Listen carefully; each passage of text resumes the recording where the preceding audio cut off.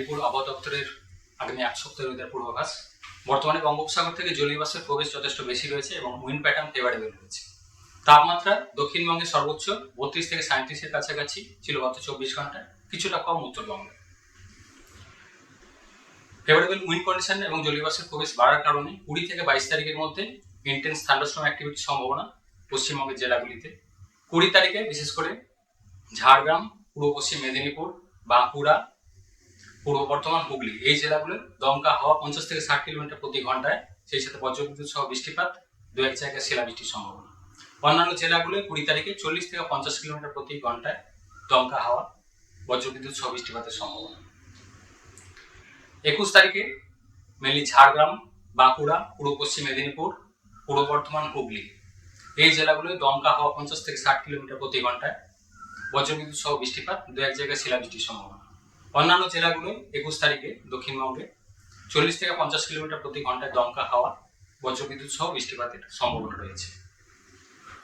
22 তারিখে মেনলি বীরভূম, মুর্শিদাবাদ, নদিয়া, পূর্ব বর্ধমান এই জেলাগুলো 40 থেকে 50 কিলোমিটার প্রতি ঘন্টায় দমকা হাওয়া, সেই সাথে দু এক জায়গায় শিলাবৃষ্টির সম্ভাবনা রয়েছে। উত্তর দক্ষিণ 24 পরগনা, পূর্ব মেদিনীপুরেও 40 থেকে 50 কিলোমিটার প্রতি ঘন্টায় দমকা হাওয়ার সাথে বৃষ্টিপাতের সম্ভাবনা রয়েছে। অন্যান্য জেলাগুলোয় 22 তারিখে 30 থেকে 40 কিলোমিটার প্রতি ঘন্টায় দমকা হাওয়ার সাথে বৃষ্টিপাতের সম্ভাবনা থাকছে। উত্তরবঙ্গের জেলাগুলির জন্য 21 থেকে 22 তারিখের মধ্যে দমকা হাওয়া সহ বৃষ্টিপাতের সম্ভাবনা থাকছে। 23 তারিখে কিছুটা কমবে ইন্টেন্সিটি, মেনলি হালকা ধরনের বৃষ্টিপাতের সম্ভাবনা, দু এক জায়গায় বজ্রবিদ্যুতের সম্ভাবনা মেনলি দক্ষিণবঙ্গের জন্য।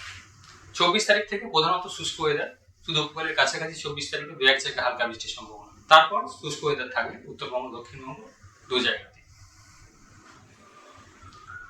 তাপমাত্রা আগামী 3 দিনের তাপমাত্রা প্রায় 4 থেকে 6 ডিগ্রি মতো কমার সম্ভাবনা রয়েছে দক্ষিণবঙ্গের জন্য, এবং উত্তরবঙ্গের জন্য প্রায় 3 থেকে 5 ডিগ্রি মতো তাপমাত্রা কম হওয়ার সম্ভাবনা রয়েছে।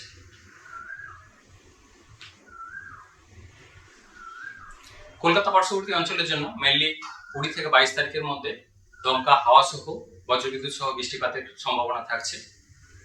23 তারিখেও কিছুটা সম্ভাবনা রয়েছে বৃষ্টিপাতের, তবে ইন্টেন্সিটি কমবে। দার্জিলিং এর ক্ষেত্রে মেনলি 21 থেকে 22 তারিখের মধ্যে দমকা হাওয়া সহ বৃষ্টিপাতের সম্ভাবনা থাকছে। দীঘার জন্য 20 থেকে 22-এর মধ্যে থান্ডারস্টর্ম অ্যাক্টিভিটি ইন্টেন্স, দমকা হাওয়া সহ বজ্রবিদ্যুৎ সহ বৃষ্টিপাতের সম্ভাবনা। মৎস্যজীবীদের জন্য 20 থেকে 21 তারিখ সমুদ্রে যেতে নিষেধ করা হয়েছে, কারণ সমুদ্রে মাঝে মধ্যে দমকা হাওয়া 50 থেকে 60 কিলোমিটার প্রতি ঘন্টায় থাকার সম্ভাবনা রয়েছে। এই থান্ডারস্টর্ম অ্যাক্টিভিটির প্রভাবে প্রধানত ফাঁকা জায়গায় বজ্রবিদ্যুতের সম্ভাবনা রয়েছে, চাষিদের ফসলের ক্ষয়ক্ষতির সম্ভাবনা রয়েছে, এবং লুজ স্ট্রাকচার বা দুর্বল কাঠামো ক্ষয়ক্ষতির কিছুটা সম্ভাবনা থাকছে। উপদেশ দেওয়া হয়েছে যে থান্ডারস্টর্ম অ্যাক্টিভিটির সময়, বজ্রবিদ্যুতের সময় যাতে নিরাপদ আশ্রয়ে থাকা যায় এবং ধাতব কন্ট্যাক্ট থেকে দূরে থাকা, জলাশয় থেকে দূরে থাকা বা গাছের তলায় আশ্রয় না নেওয়া, এই ধরনের অ্যাডভাইসারি কিছু উপদেশ দেওয়া হয়েছে।